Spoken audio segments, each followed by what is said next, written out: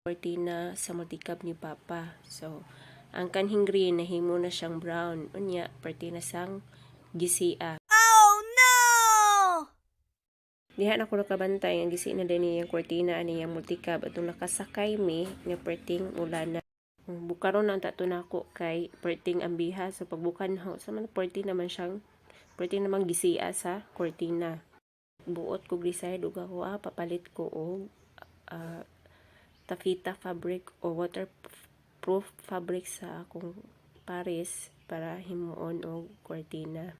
Kayo no, sige tag himo-himo og DIY nga mga dress or cortina pero sa cortina sa multicab wata ka puli so nag-decide ko himo og cortina sa multicab.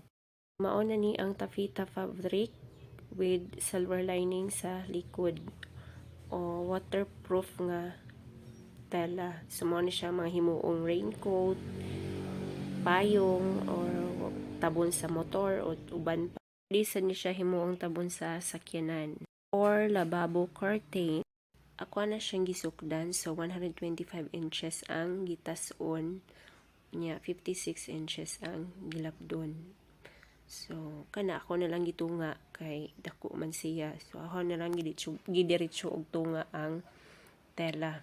After na tumakat ang tela, ato lang mag-fold lang ko og mga 4 inches para sa tuhuganan sa PC. So, ako na siyang gitahi after na ko maka-fold.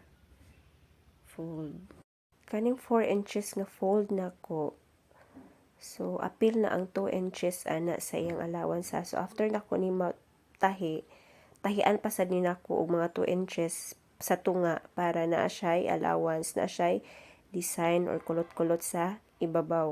Ang 2 inches nga first fold, anha na to itusok ang PC para itaod sa cortina or tauran sa cortina. Na ni siya ang finished product. Ako na siyang gitaod. Wow!